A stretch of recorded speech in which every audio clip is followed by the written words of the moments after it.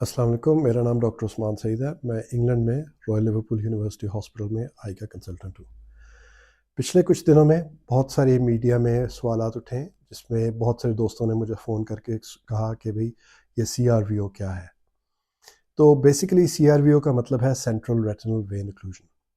Basically इसका मतलब ये है कि आँख के पर्दे में कुछ डैमेज हो जाता है किसी वजह से, और वो डैमेज की वजह अमूमन आँख की जो नाली है, खून की नाली है, उसमें ब्लॉकेज के बाद आँख के पर्दे में ब्लीडिंग शुरू हो जाती है, और उस ब्लीडिंग की वजह से आँख के पर्दे को बहुत नुकसान पहुंचता है, जिसकी वजह से बीनाई मुतासर होती है, और आँखों में, और एक आँख में, जिस आँख में ये प्रॉब्लम होता है वहाँ पे आँख की बीनाई मुतासर होती है। सीरियस कंडीशंस में आँख में की बीनाई पूरी ज़ाया होने का ख़तरा होता है, जिससे बंदा अंधा हो सकता है एक आँख में। अगर यही कंडीशन दूसरी आँख में भी हो जाए तो दूसरी आँख में भी ये कंडीशन हो सकती है। बहुत से लोगों ने ये सवाल किया कि ये रिवर्सिबल है या नहीं है। तो इसका सीधा सीधा जवाब ये है कि जो डैमेज आँख के पर्दे में हो जाता है वो रिवर्सिबल नहीं होता। वो उसको डैमेज लिमिटेशन किया जा सकता है, यानी कि आँख का जो पर्दा है उसमें जो डैमेज हो रहा है उसको कम किया जा सकता है, लेकिन पूरी तरह रिवर्स नहीं किया जा सकता।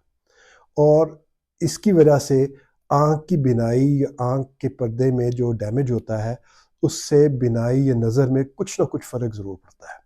अब ये फ़र्क जो है ये कभी ज़्यादा भी हो सकता है और कभी कम भी हो सकता है।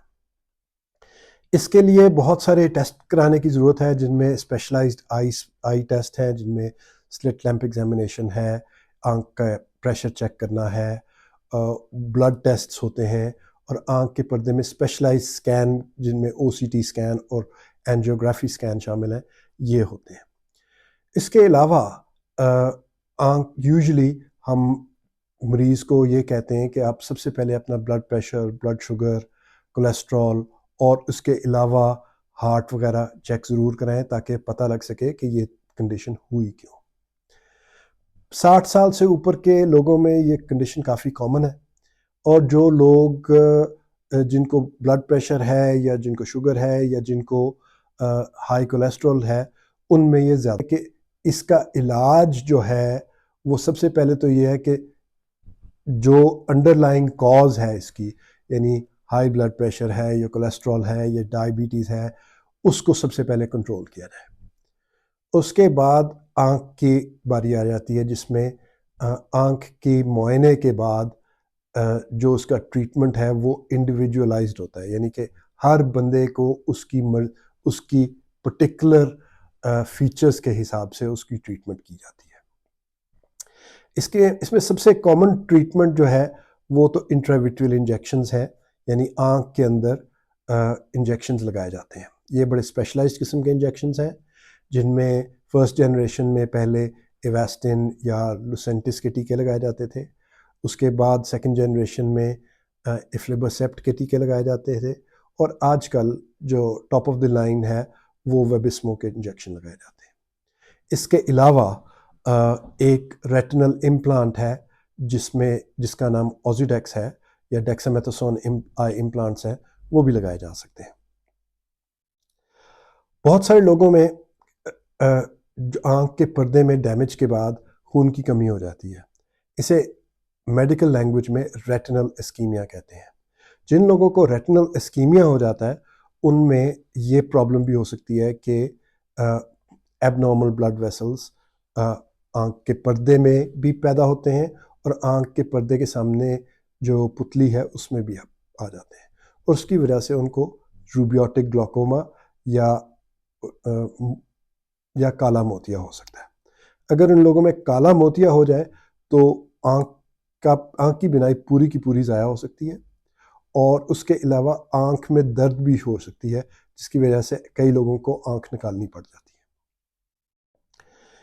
है। बहुत सारे लोगों ने सवाल किया है कि जनाब इसमें लेज़र की जा सकती है, तो बहुत सारे लोगों में और कई लोगों में लेज़र की जा सकती है, लेकिन उससे अमूमन विज़न बढ़ती नहीं है, ये विज़न जो है वो स्टेबलाइज हो जाती है।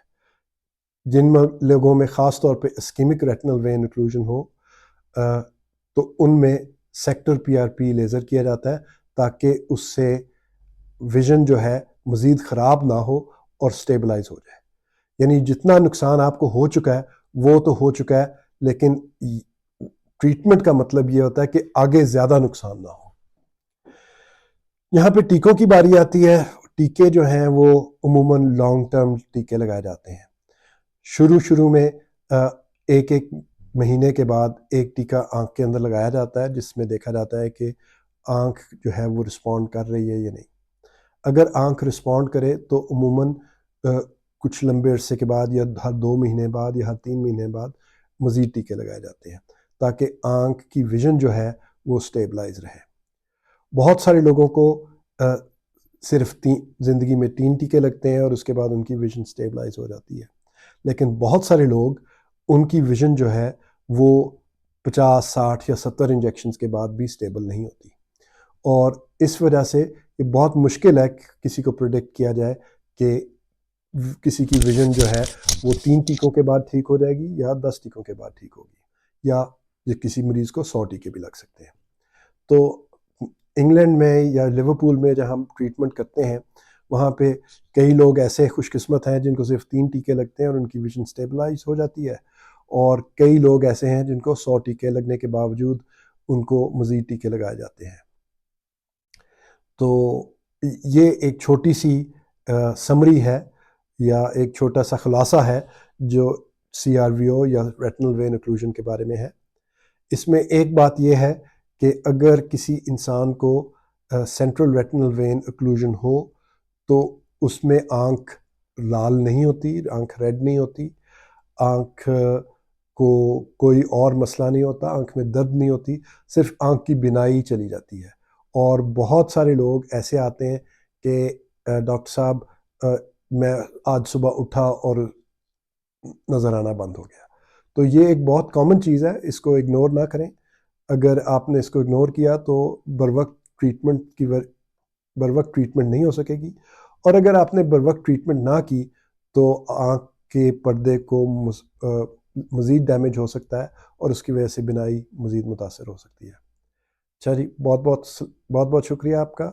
آپ اپنا خیال رکھیے گا، اور اگر مزید سوال ہوں تو آپ ضرور سوال پوچھیں گے کامنٹس میں. Thank you.